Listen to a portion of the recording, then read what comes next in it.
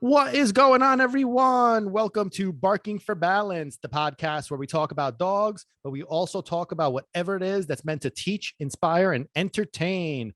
Welcome to the podcast for the first timers. If you have been here before, thank you for your support. And if you have not subscribed, what the hell are you guys waiting for? Come on,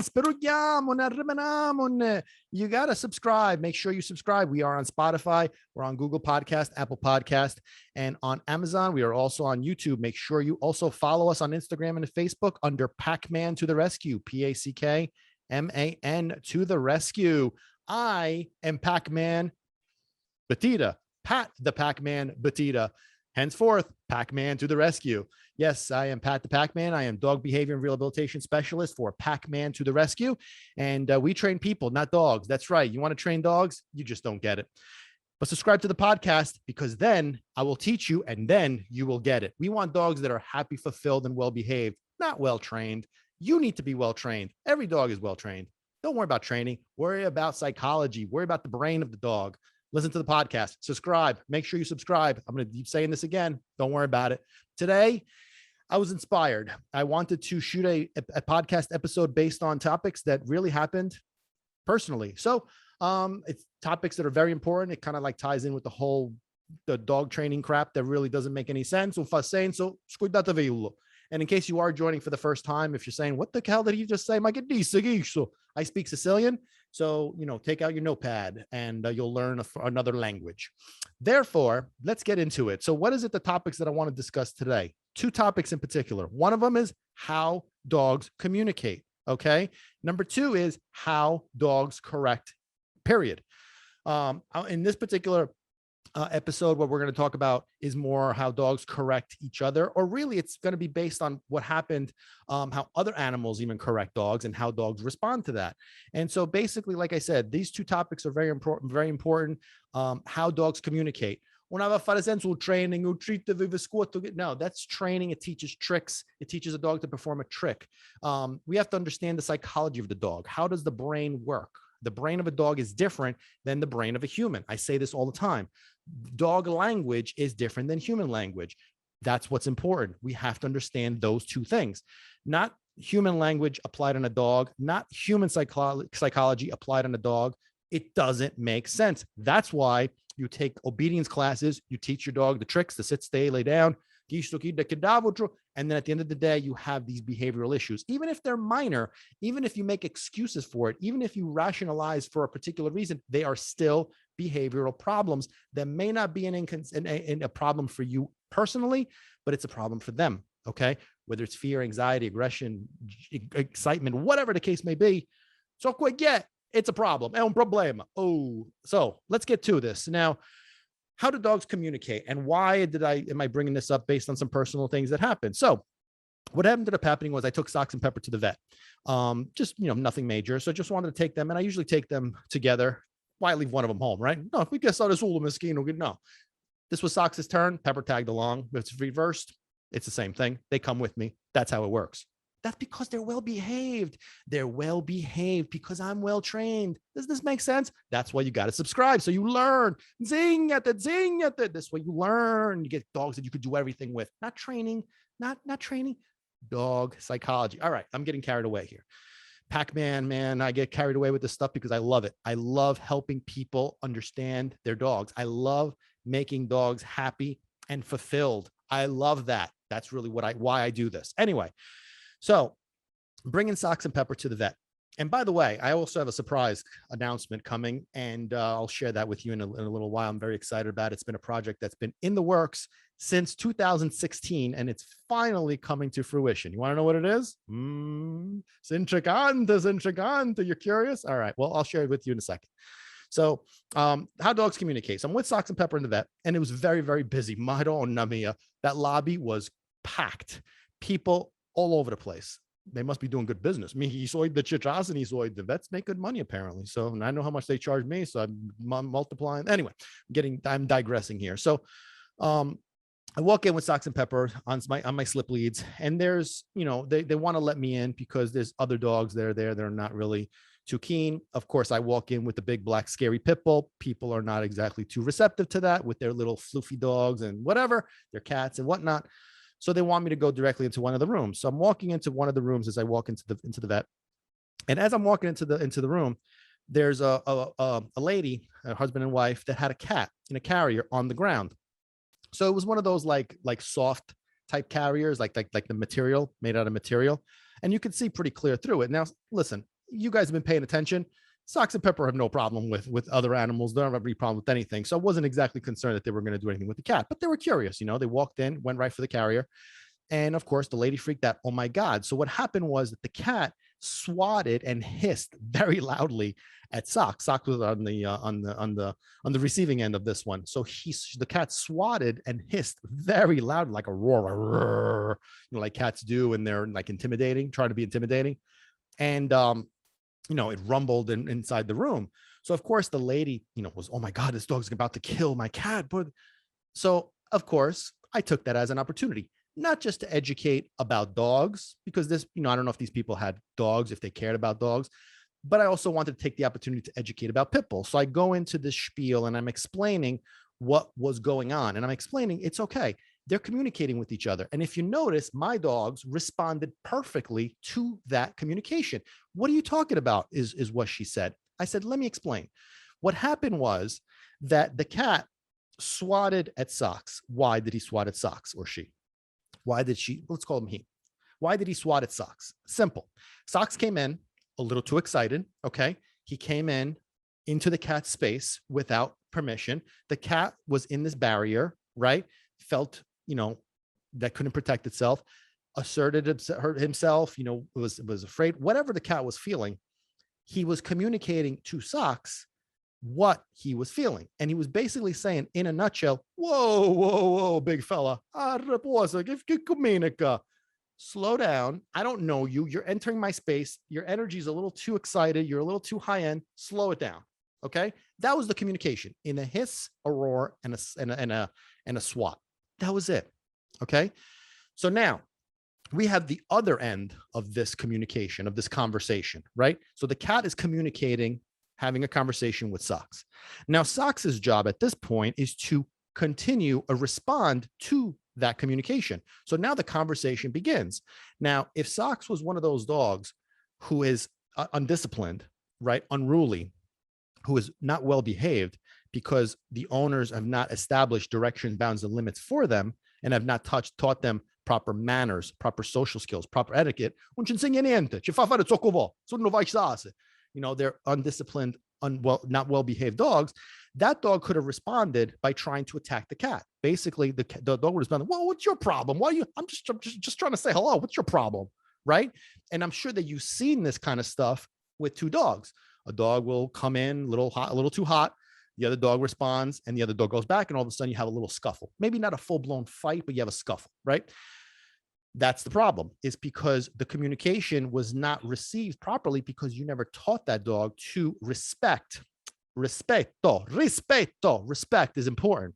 You never taught that dog to respect people's space, people's feelings, or animals' feelings, animals' spaces. Make sense? Faz sense? Oh. So the cat was saying to Socks, whoa, back it up. And Socks backed up and he did not respond. He was like, just gave the cat some space. That's exactly what he did. You know, in the animal world, at least in the dog world, space equals respect. The more space they give to someone or something, the more respect they have for it. So the cat was asking for space. Socks, being who he is and how he was taught and being well-mannered, said, I apologize. I didn't mean to come in that hot. That was my fault. Let me back it up. And that's exactly what happened. So now the cat felt that he was being respected because he was having his feelings and his desires and his will acknowledged. So there was no reason to intensify this kind of situation. Make sense? Now, this was a cat. And I know that this has happened because I have had many cats in this house with them. And when they get a little too carried away, that's how the cats respond to them. And they do exactly that. They're taught to do that because I don't want them to respond, especially when they're in the wrong. You know what I mean? Because when a dog corrects, it's basically the same kind of thing, right? So we're talking about how dogs communicate, right? Now, how do dogs communicate? If you're saying that they communicate with words, you need to subscribe to this podcast right away.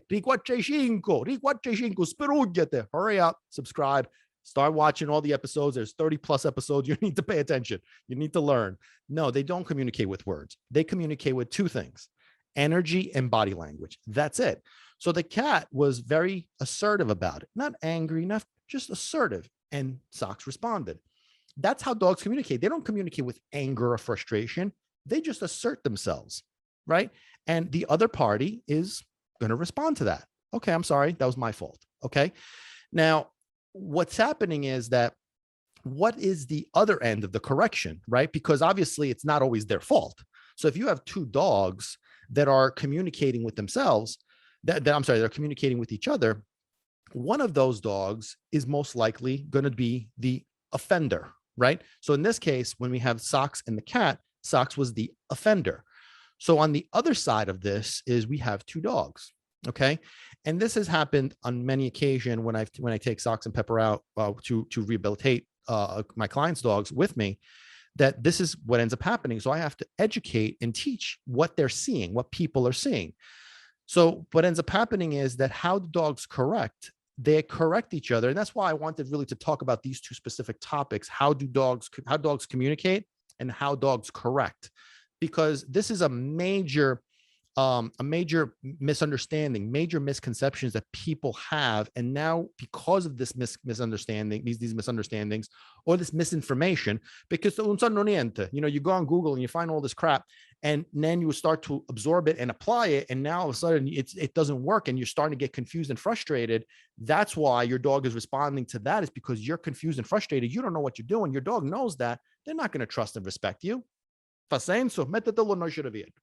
So when dogs communicate with energy and body language, just like we said earlier. So if they communicate with energy and body language, when two dogs correct each other, what ends up happening is they correct each other with a lot of sound, much like the cat. That roar, that hiss sounds very, very scary, right? With dogs, I'm sure you've experienced this before. It sounds very scary, growling, snarling, very scary sound-wise, okay? The view of it is just as scary. Now, granted, with the cat situation, the cat was in a carrier, but I'm sure that there was teeth showing, claws coming out, maybe the fur was puffing up, to make themselves look bigger, much like a dog would do. So when it comes to like a dog responding to another dog saying, don't do that, it sounds very loud, very, very vicious, a lot of teeth, a lot of growling, puffing up the fur, pointing up of the tail, that's the communication. Plus, again, the view of it, oh my God, especially the bigger the dog, the scarier it looks. The bigger the dog, the scarier it sounds. You pee your pants when you're when you see this stuff, right? And it's normal because it looks very, very scary. It looks like there's about to be a bloodbath. Okay. Not necessarily. When dogs correct each other, they correct each other the way that dogs do. And it's done with energy and body language, right? So the energy component is not angry or frustrated. That's when the human component comes into place, and anger or frustration causes violence. That's why it creates violence. The other side of it is body language. So dogs use their body. They use their teeth, they use their paws, they use their head, they use their body. They use their body because that's what they got, So like, for example, I'll give you another example about like Socks, for example, when he's dealing with like a dog, like a smaller dog, like Pepper, when she was a puppy, even now that she's smaller than him, when she gets a little too riled up, or he's dealing with like a dog that's playing a little too hard and he's trying to calm him down, he uses his head. No, should have literally his head. He'll put his head on the dog and just kind of like try to slow them down, try to put them in their place. So, basically let them lay down and let them calm down. He uses his head, he's got a big head. I think he'll have a bella rosa. So that's what he uses to slow the dog down. And again, he still does it with Pepper. He just puts his head on her and just knock it off. You know what I mean? Slow down. I don't, that you're playing a little too high, too intense. So when you're having two dogs that are going at it, what ends up happening is that the correction comes in. Okay. So let me use an example in this particular case. So there was a dog that used to stay here when I used to board my clients' dogs with me for, when they would go on vacation or whatnot. So this particular dog was a big dog, about I want to say about, 90 to 100 pounds.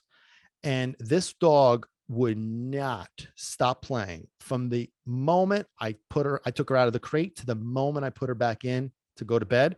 She was nonstop. And her target for playing purposes was Pepper. And Pepper was considerably smaller than her, but she's just a bundle of energy even to this day. And so she didn't have a problem with it. So they would play, and I would observe to see what was going on. Now, Pepper was also taught the same kind of stuff that Sox was taught, which is you are allowed to correct. And this is important. You're allowed to correct, but to a certain extent. Que bonito. What does that mean? I'm going to get to that. Slow your roll. Let me make an announcement. Oh, this is like a commercial. I want to explain that a project that I've been working on since 2016 is officially done, and it is almost available. And that project is my autobiography, my book. My book is ready for people, for all you guys to enjoy and read. You want to know about the Packman's life? You want to know how I got here? You want to know all the crap that I've been through? It's all in the book. God spelled backwards is the name of this book. I've been working on it since 2016. You're going to see multiple announcements on it, especially on social media, which is one of the reasons why make sure you follow us on Facebook and on Instagram. Packman to the rescue, Packman to the rescue. Make sure you follow us there, because that's the platforms we're going to be showcasing a lot of this parts of this book. So I'm very, very proud of it. I busted my ass with this thing, and it's the cover came out really cool. I'll be sharing with that shortly. It's going to be on social media, so that's why you got to make sure that you follow us on those platforms. And it's just very, very exciting. I'm very, very, very excited about it. There's a lot of stuff in there, personal stuff from the moment I was born to how I got here, my family stuff, personal things, some things that very few people know about, and a few things that quite frankly nobody knows about. And I'm very excited. I'm going to talk more in details about that on a later podcast episode. I just wanted to share that information. So congratulations to me. I am a published author. Pat the Packman, God spelled backwards, coming soon. Make sure you read it. So anyway, back to our regular scheduled programming here. I'm just really excited about it. So I just had to share that. But anyway, back to communication when it comes to dogs. And we had this dog here, constant playing. Now, I never thought that Pepper would ever be able to be quote unquote outplayed, meaning like she just can go. And I never thought that there would be a dog that could kind of like just, knock her out. Well, this particular dog started to just become too much. And now I'm observing Pepper, and I'm seeing how she's starting to correct this dog. And she's correcting this dog. And I'm noticing that because this dog was never taught proper manners, she would not respond to Pepper's corrections. So I'm looking at Pepper and I'm watching her, and I'm noticing that her corrections are intensifying. What that means is that, you start off with like some snarls, some growls, maybe some pawing, maybe some like, snapping without biting. That's just, again, just the teeth, innocent, calm, nothing violent, nothing vicious, nothing crazy, just a dog correcting another dog like a dog would. No closing the mouth, none of that stuff. But I'm watching the intensity grow. She wasn't intensifying in any other way, except that the intensity was growing. Now, the problem with if you allow the intensity to grow on a dog that's correcting is that what takes place in your dog's brain is that they have to protect themselves. They have to correct this other dog because it's up to them. Nobody else is doing it. So what ends up happening is that if they're constantly intensifying the correction and the other dog is not responding, you know what ends up happening? If you set a fight, then you are correct. That's exactly what ends up happening, because it's just a buildup. And eventually this dog has enough and they're going to respond. They're going to retaliate just like anybody else would, even a human. At some point I had enough. I'm going to explode, So in order to prevent that, I would step in, right? So Sox and Pepper were taught that when it comes to correcting another dog, they can correct to a certain point. Okay. So I don't want them to correct another dog in a bad way. I'm sorry. I want them to correct the dog to a certain point, but I don't want it to become where they have to, you know what I'm saying? I do not want that, especially on the Sox's side, because the fact of the matter is that, if he does something, he's going to get blamed and he's going to be the one who's going to be, paying the price because he's the one that's going to cause more damage, based on what he is. I learned this, and one of the reasons why I was applying this with him, especially for that reason, was when I first got him, and I would bring him to the dog park.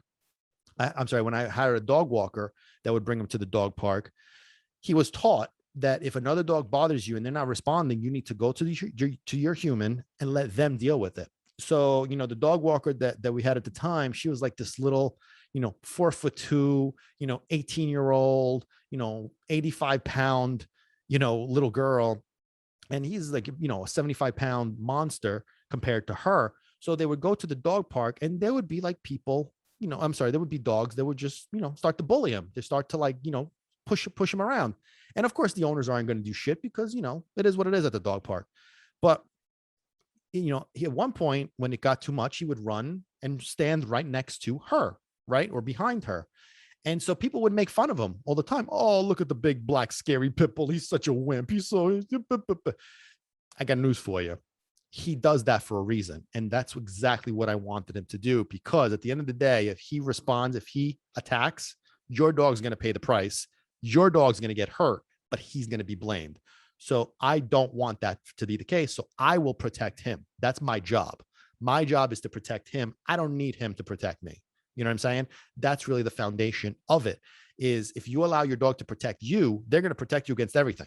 I don't want that. I don't want them to protect themselves either, because they're going to protect themselves as dogs. It's normal. So when you have a dog who is like, correcting another dog, again, a lot of teeth, a lot of snarling, a lot of sound, and it sounds worse than it actually is. Most of the time when it sounds really, really bad is because the intensity is too high. So when we go back to like this dog that was playing with Pepper, the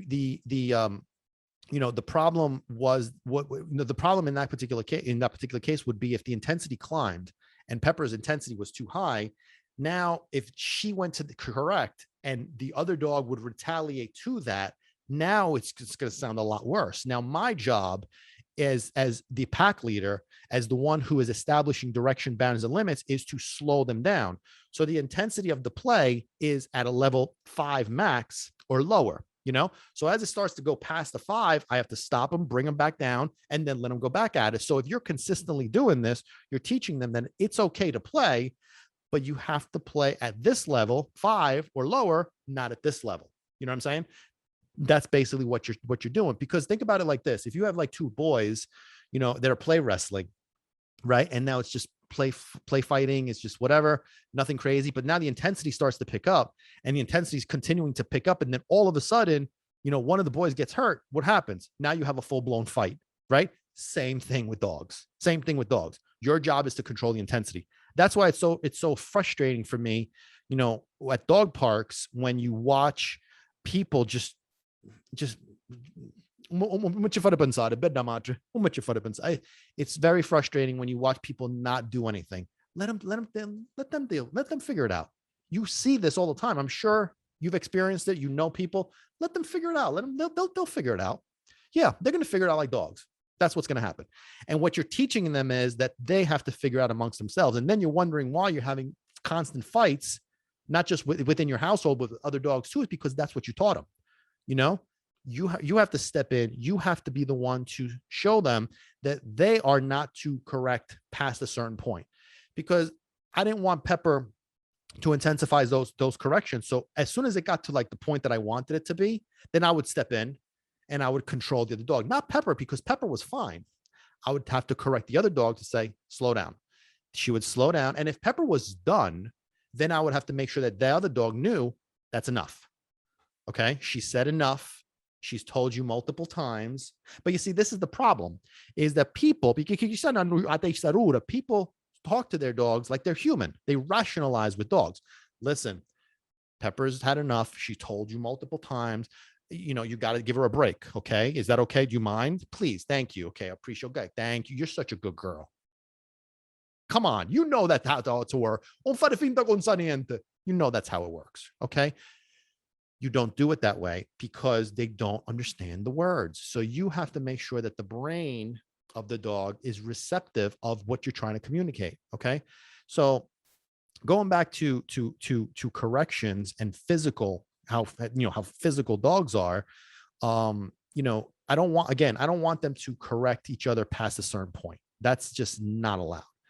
Um, they have to learn that in order to they have to learn that in order to what's the word? They have to learn that in order to um, feel protected, that they know that at some point, if it becomes something that they're just not comfortable with, somebody's going to step in to take care of it. If not, they take care of it themselves. So you have to learn that that's your job. Even if you're at a dog park, listen, like I said before,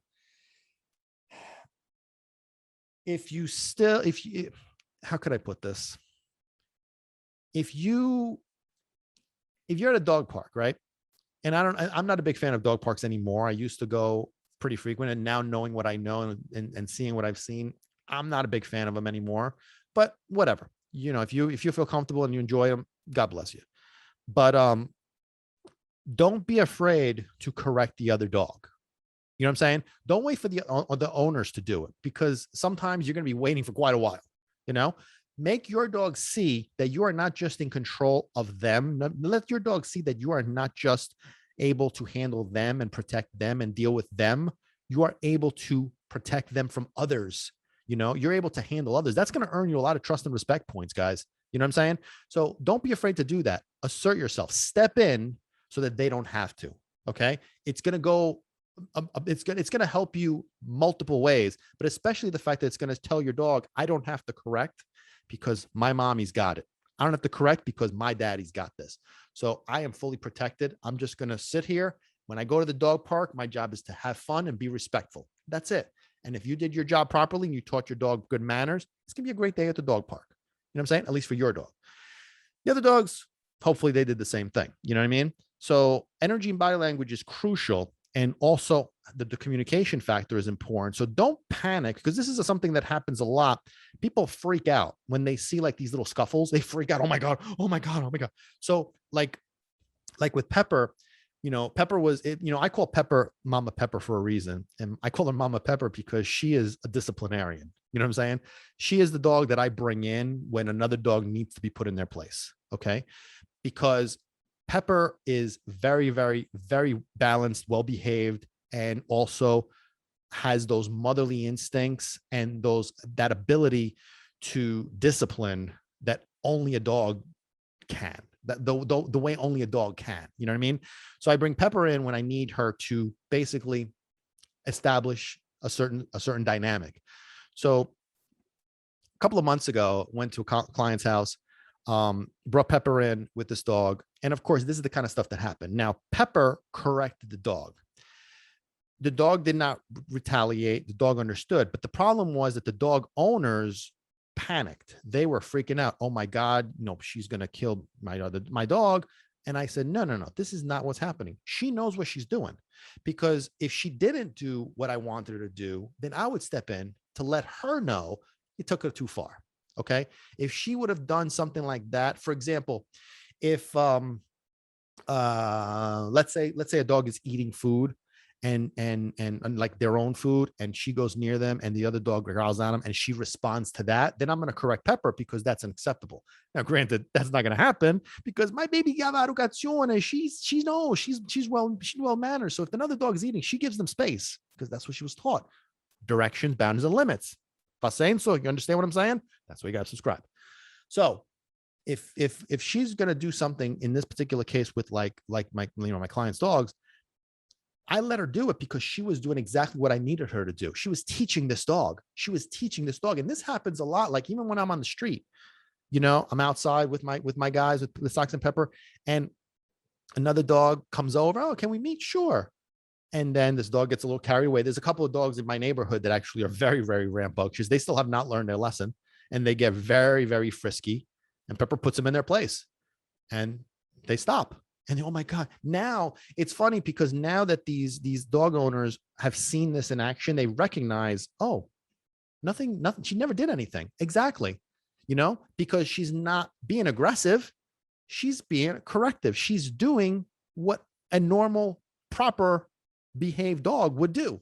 So she's correcting to the level that I want her to. And if that didn't happen, if the other dog was not responding, I would deal with it. I'm not going to wait for the dog owner to do it. I'm going to take care of it. So this way Pepper says, no, everything's still in line. Does this make sense, guys? Pasenso, me estás entendiendo? No. Energy and body language. And there's this whole big production, this whole thing to do about how, the physical aspect of dogs and how, listen, dogs use physical, corrections. They use dominance with each other. In the animal world, that being dominant is a good thing. You know what I'm saying? It's normal. It's a normal thing because there has to be leaders and followers. There has to be a hierarchy of authority. So being dominant is a natural, normal behavior, state of mind. The problem and the reason why it's gained such a negative connotation and why people see it as such a bad dominance, you can't be the dominant one. Well, the reason why that word is so negative in the human side is because when it comes to the human side of it, the being dominant is not about being natural. It's about ego, So you'll have people, you do what I tell you because you're my dog. This is my house. I got you. You do what I tell you. You do what I say. That's a dominant from an ego standpoint because you think you're better, because you think you're cool, because you think you're whatever. That's ego. Your ego is making that happen. So I want my dog to listen to me is what people will say. Well, here's the problem. Listen to this. This is important. Your dog can't listen to you if they don't respect you. Your dog can't listen to you if they don't trust you. And if they don't trust and respect you, it's very simple. Why? You want to know why? And all the tricks and the obedience and the sit, stay, lay down and leave it and all that bullshit, it ain't going to help. The reason why they don't trust and respect you is because you don't treat them like dogs. You don't respect their dogness. You don't communicate like a dog. You don't understand the brain of a dog. You don't understand the instincts of a dog. You don't understand the needs of a dog. You only understand what you think they need. And most people, most dog lovers, God bless their soul, they think that they understand what it means. No. Love, affection, attention, all that great. It's great. It's part of it, but it's not the only thing.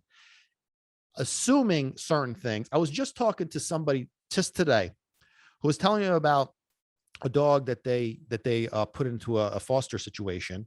And they were talking about how this dog was in their crate. And they were saying, this is the rescue who was saying that was telling the foster because the dog was behaving aggressively. So they were telling the foster that it was okay if the dog was being protective and aggressive inside the crate towards his own stuff, because that stuff is his. The stuff in the crate is his. So if he wants to protect it, it's okay. Now, is that make sense? Of course not. This is a person who is in the dog world, but of course the knowledge is not there. So we have to educate. It's not acceptable. That stuff is not theirs. And if you allow them to be protective in the crate, they're going to be, if you allow them to be aggressive in the crate, it's going to happen everywhere else too. You know what I'm saying?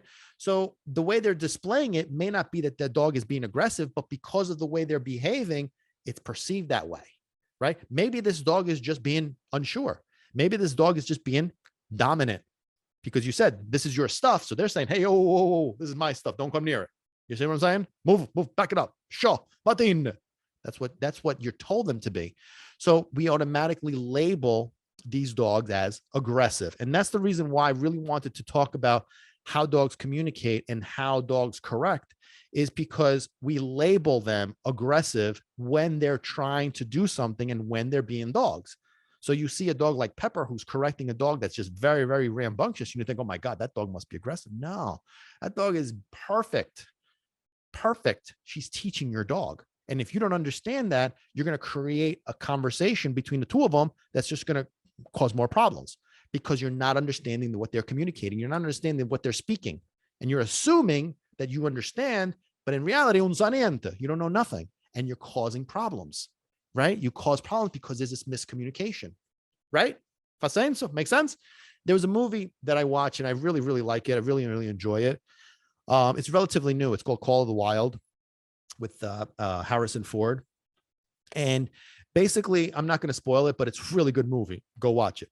after you listen to all the podcast episodes, of course. And subscribe to our YouTube channel too, so you can watch some videos. You see this beautiful face. Come on, how can you look at this gorgeous face? Come on, hello, hello, hello. How you doing? All right. So I'm very humble, aren't I? Yes. So remember, guys, it's about training people, not training dogs. God damn it, it's about training people, not training dogs. So Call of the Wild. It's with Harrison Ford, and it's basically about, I'm not going to spoil the whole movie for you, but there's one particular scene that I really just thought was incredible, because it really captured the essence of a dog. And there's this one dog who's like the main character. His name is, I believe, Buck, and he's this big, I guess he's a mutt or some sort, I'm not sure, but he's this big dog. And to make a long story short, he ends up on a sled team. And so the pack leader amongst the dogs of that were pulling the sled was a husky. And this husky, of course, they made it the movie a little more, dramatic, a little more humanized. So they made this husky into a little bit of a bully, right? So they made him into a little bit of a bully. So he kind of like is, bullying. I mean, not even dominating, he's bullying the other dogs. Like I said, they made it a little more humanized, but we get the point. So, Buck comes in, the new dog, and of course, this dog is bullying him around. So he takes over. Now, the other dogs are intimidated by this husky. So what happens is that Buck decides, I forget exactly what he did, but he did something that the other dogs kind of liked, but it disrespected the husky. So the husky took it personally. Again, it was a little more dramatic and humanized, but the bottom line is that he did something that the husky felt disrespected by. So he basically ambushed Buck and attacked him. So Buck was more of a submissive type. The husky, even though smaller in size, was a dominant type. So he kind of put Buck in his place with the other dogs watching. So, little, Hollywood drama stuff. Buck looked at the dogs. They really, he realized how, he needed to do something to protect these other dogs, whatever. So he decides to respond back. And what he did was he grabbed the husky by the scruff with his mouth. He grabbed him by the scruff. He flipped him over his head, made him land on the ground, and then took his paw as the husky was on his side and just put it on the side of his neck. Right now, you could tell from the scene that the way that he put his paw on the neck was not like by pushing down. It was just basically like to hold him down. So you could even see like the husky's kind of like lifting his head to try to get up, and Buck looks down on him with this very stern, very strong, very assertive look. And then the husky looks at him as he's trying to get up, and he feels, you know what, maybe this might be a bad idea. He lays his head back down, laying on his side. Buck removes his paw. Guess what? Now we have a dynamic shift where Buck became the dominant figure. Why? Because the communication was simple. Dog on dog communication. He put the dog on his side, which is the basically to relax him and to make him surrender. Kind of like a wrestling move type thing. He said, call uncle, just give it up and we'll be cool. Nothing violent, nothing crazy, but that's what dogs do.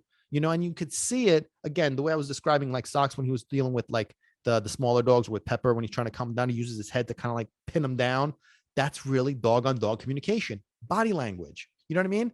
So they put him on their side, which is the most reliable. I mean, if you ever see a dog sleep, they're on their side, right? That's the most relaxed they could be in. And that's what they're saying is you just need to relax. You know what I mean? In this particular case with like the Call of the Wild movie, this was more geared towards, you need to surrender. And that's really what happened because, there was no force involved. It was just, listen, somebody has to give up. That's why I was saying before about the dominance, that word dominance, it's not an ego thing. It's not an ego. In the human world, it's an ego thing. That's why we have such a negative association with it. In the dog world, it's natural. You know what I mean? In the animal world, it's natural. There's a dominant and there's a submissive. If you don't believe that, then you really don't understand dogs. And there's a lot of professionals that just don't get that. And you know what? That's why, whatever, they can do whatever they want. You subscribe to the podcast, you listen to the Packman, you'll learn the right way. Your dogs will thank you for it. Don't you worry. So yeah. So remember, dog communication is energy and body language. And that's what I'm talking about with the body language. See, when I'm describing that communication between Buck and the husky, there was body language involved. It was the teeth, there was the paw, right? It was the body was involved, but the energy was also there as well. The energy was assertive. The energy was calm. How many times do we talk about calm? I say this a bunch of times. calmness, calm and firm, in balance, right? Barking for balance. See what I'm talking about? I bring it up. That's because barking for balance. It's all about balance. Calm and firm, in balance. Not one, not the other, both in balance, in proportion, all the time. That's how Buck communicated. He said, knock it off. Still calm, assertive. Husky's like, oh shit. All right. There's a new sheriff in town. Let me surrender. You take over. And that's how it worked, right? Dog on dog communication. It's beautiful. We need to learn that. We need to understand that. Come on, guys. We need to understand that. So many dogs get this misinterpretation because you see something, you hear something, and you automatically associate with something different than it actually is. And it's sad because you see these things and the poor dogs pay the price. You know, I was at the vet with Socks and the cat. All of a sudden, well, this pit bull's aggressive. But when I explained and I showed exactly what had took place, all of a sudden, oh my God, you're right. And then you have people that are around, that are listening, that are paying attention. You know what? That's true. The cat swatted at him and he just removed himself. He didn't retaliate. That's a good dog. That's a well-trained, quote unquote, human. Get it? See what I'm saying? Well-trained dog owner who taught his dog how to be respectful, much like a parent would do for a child. Teach him manners, right? See what I'm saying? I don't know if that's still going on nowadays. I have no idea. You tell me, you know, but back in my day, that's how it worked. And with my guys, that's exactly how it works. You know what I mean? It doesn't matter if the cat was misbehaving towards the dogs. Listen, the cat outside, like the cats that I take care of outside, sometimes they misbehave. I correct them too. You know, they'll swat at Socks and Pepper for no reason. Hey, knock it off. This way, Socks and Pepper, no. Daddy's got this. See what I'm saying? It's not always a bad thing, guys. It's not. You know, don't misinterpret what you perceive as something bad just because of the way it looks or the way it sounds. You can't judge a book by its cover. You know what I mean? But mine you can because it's awesome. Wait till you see it. It's cool. Anyway, yeah. I'm excited. I can't help it. So, you know, watch that movie. It's called The Wild. It's really, really good. And, you know, try to work on yourselves. Try to, you know, understand, again, energy and body. Excuse me. I get excited. I get a little choked up. I get choked up. No. You know, energy and body language, guys. We have to learn that. Dog communication is based on energy and body language, and we need to learn that. You know, we need to learn, you know, on this podcast, we talk Siciliano, parliamo Siciliano. That's a language. You know what I mean? You learn dog language. Your dog will thank you for it. So, you know, to sum this up, number one, dogs communicate with energy and body language. Number one, very important. Dogs do correct with energy and body language. Get it? Your dog is allowed to correct to a certain point, but then you got to step in. Okay. Don't let them get past that point. Don't be the kind of people, I'll let them figure it out. They'll figure it out. No, don't do that shit. Okay. You have to step in. Your job is to protect your dogs from themselves, from others, from everything, you know, and that's how it's supposed to be. You know, you have to be the pack leader. You have to establish direction, bounds, and limits. Listen, if you want to learn more about this, you can hit me up. You know, you contact me and we'll talk and we'll, you know, I'll teach you the right stuff. You know, it's not about training dogs. It's about training people, you know, and no matter where you're located, we have our virtual program that is just as effective, if not more effective than our in-person program, which I'm going to talk about on a future podcast a little bit more. So you get the point as to why it's so invaluable and so important, and to why it's more important to train people than dogs. But don't automatically perceive and see what you think is happening.